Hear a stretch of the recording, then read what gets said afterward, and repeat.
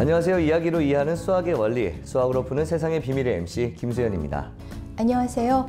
일상 속 수학 이야기를 재미있게 풀어드릴 수학 스토리텔러 박경미입니다. 네, 교수님, 저희가 또 이렇게 수학 프로그램을 진행하고 있잖아요. 그래서 그런지 요즘에 계속 수학의 매력들이 막 저한테 와 닿더라고요. 저 예전에 사실 어렸을 때는 수학 조금 싫어했었거든요. 교수님은 언제부터 수학 좋아하셨어요?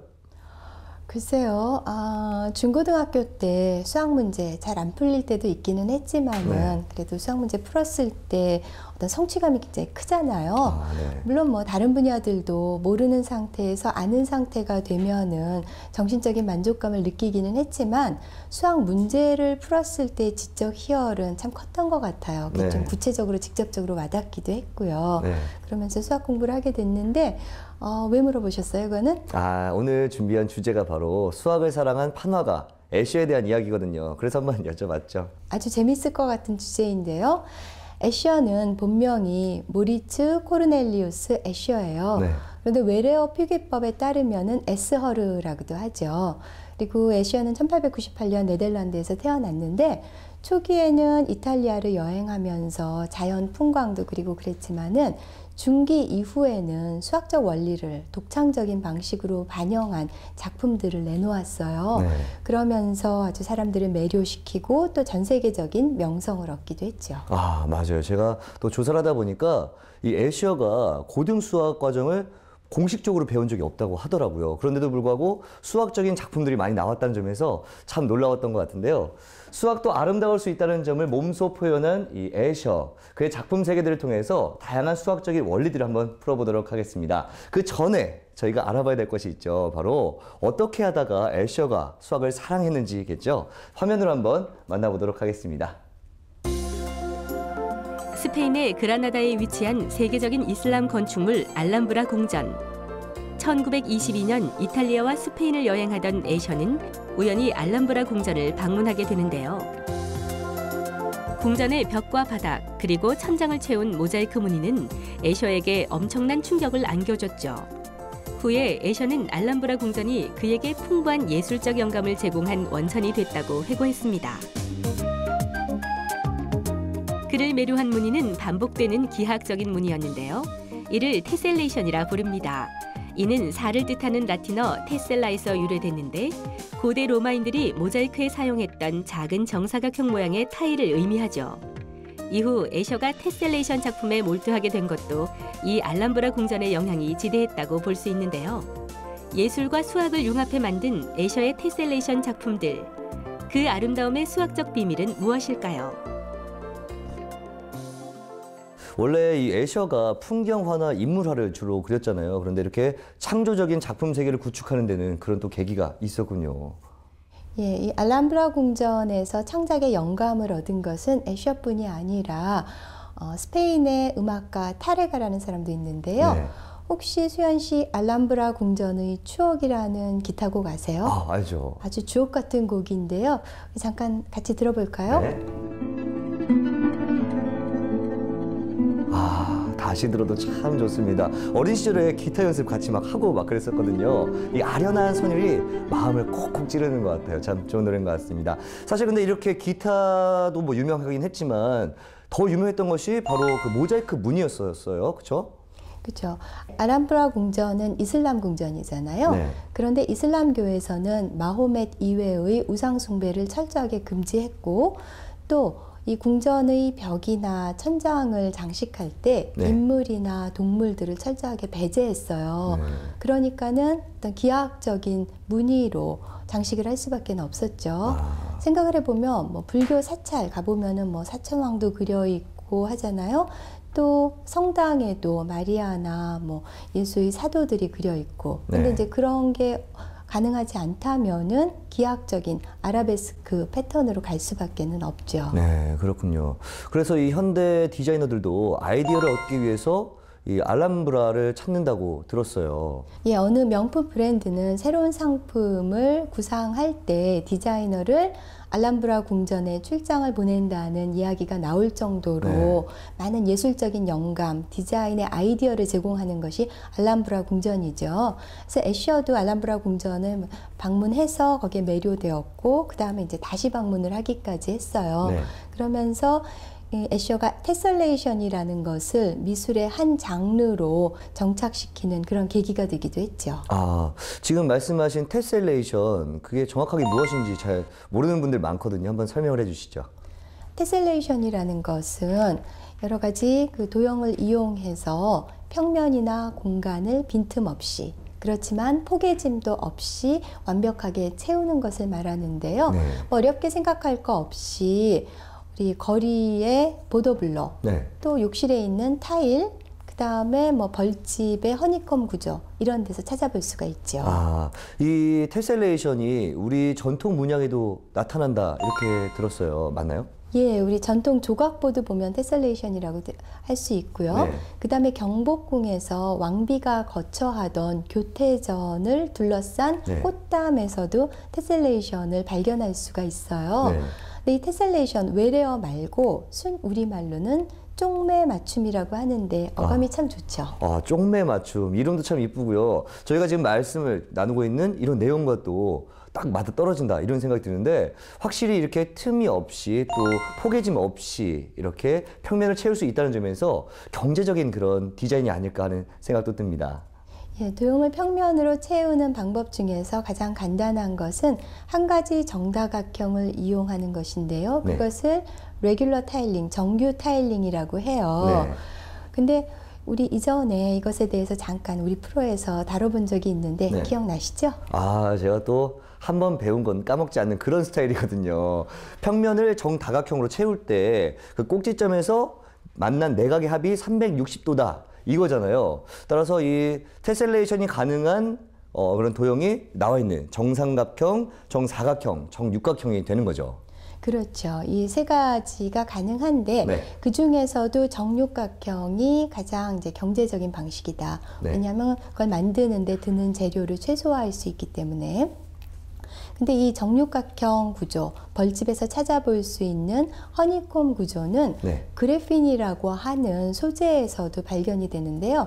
그래핀은 탄소 원자를 정육각형 모양으로 네. 허니콤 구조로 배열을 한 거예요.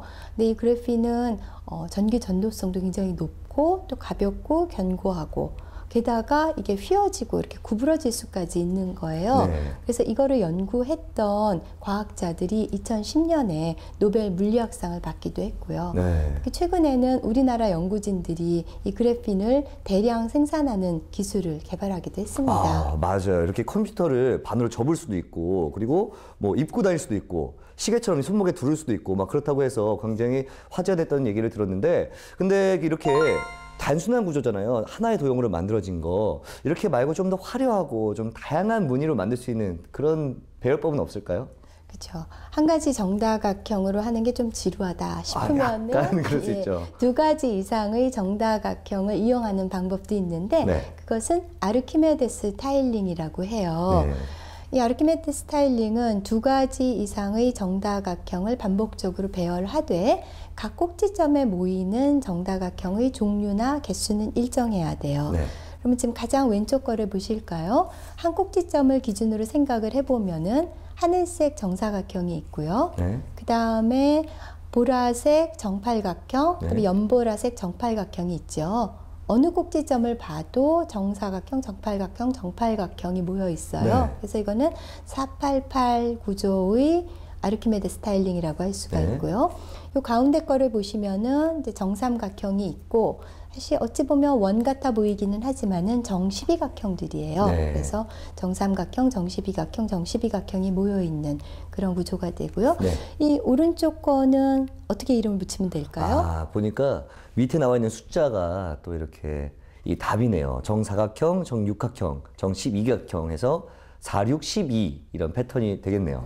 그렇습니다. 아, 근데 여기서 딱 드는 궁금증이 그러면 이렇게 정다각형 말고 조금 변형된 모양의 테셀레이션을 만들 수 없을지가 조금 궁금해지거든요.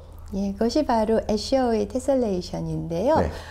이 그림을 보시면은 이제 도마뱀들이 반복적으로 배치되어 있죠. 네. 그러면 이제 도마뱀 하나를 이렇게 띄어서 생각을 해보면은 네. 이게 어떤 정다각형에 가장 가까울까요? 보니까요.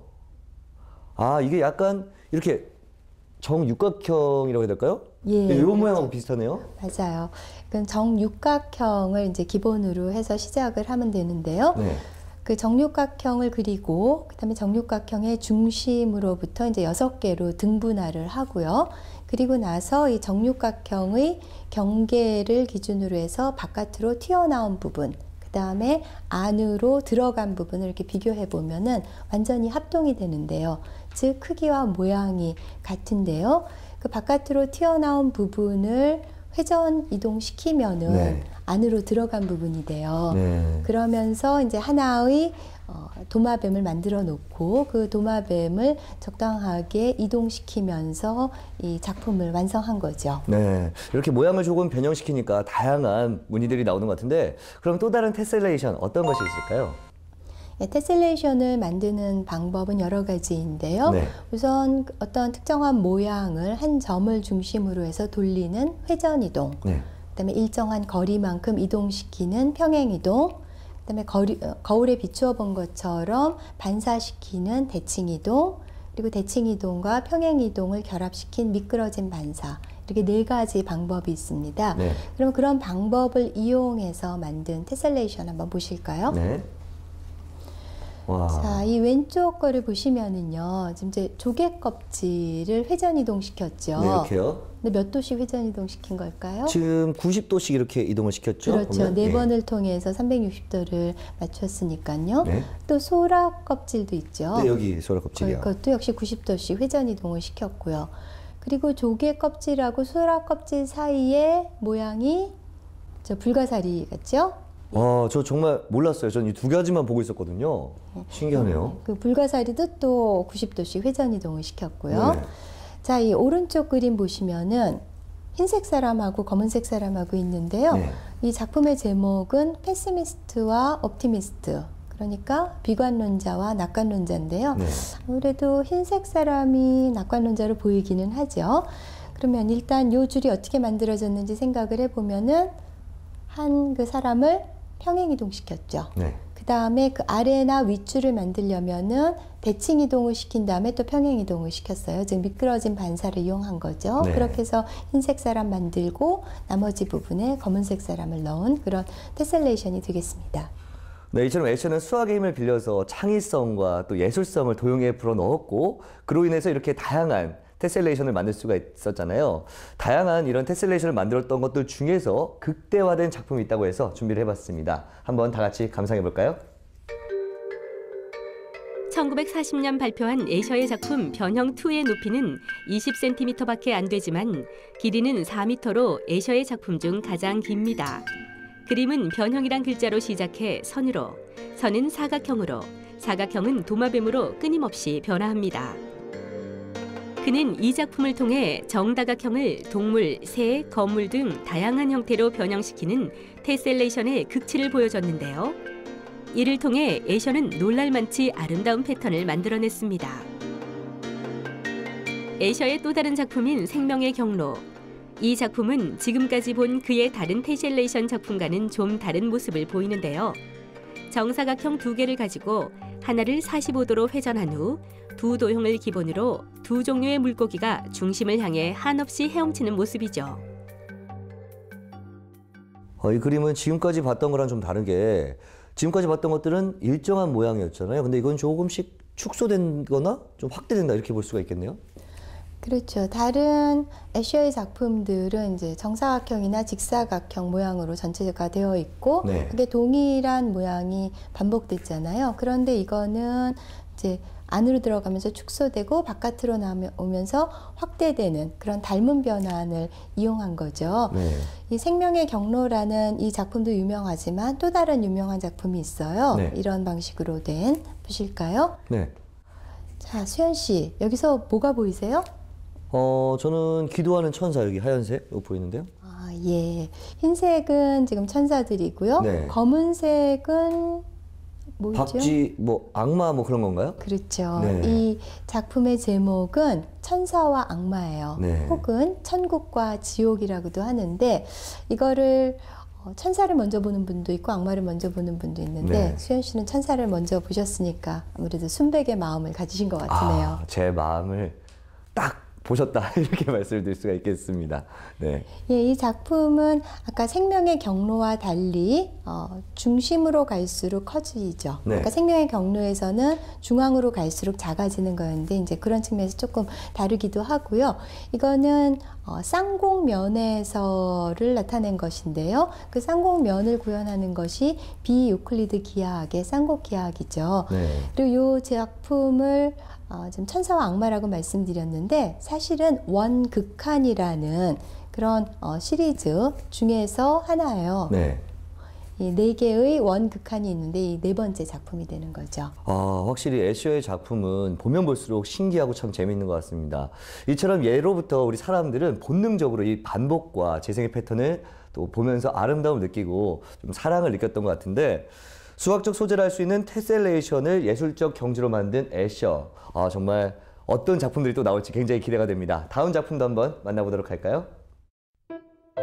애셔가 1948년에 발표한 그리는 손이라는 작품인데요. 두 손이 서로가 서로를 그리고 있는 그림입니다. 소매를 그리고 있는 손을 따라가다 보면 또다시 소매를 그리고 있는 손이 나오고 그 손을 따라가다 보면 다시 아까의 손이 나옵니다.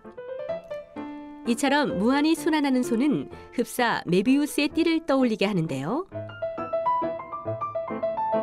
이처럼 애셔는 자신의 작품에 메비우스의 띠를 표현하기를 좋아했습니다. 1963년에 그린 메비우스 띠라는 작품을 관찰해 볼까요? 그림 속 개미의 경로를 따라가다 보면 그 경로에 반대면이 없다는 사실을 발견하게 될 겁니다. 이처럼 끝없는 반복과 순환을 뜻하는 메비우스의 띠. 애셔는 왜 자신의 작품에 메비우스의 띠를 그려 넣었을까요? 네, 이 메비우스의 띠라고 하면 안과 밖의 구분이 없는 그런 종이띠를 말하는 거잖아요. 예, 메비우스의 띠는 쉽게 만들어 볼 수 있는데요. 네. 일단 직사각형으로 긴 띠를 만들어 놓고 이걸 붙이는데 한 번 꼬아서 붙이는 거예요. 네. 이렇게 되면 이 메비우스의 띠가 만들어지는데 여긴 여러 가지 재미있는 성질이 있어요.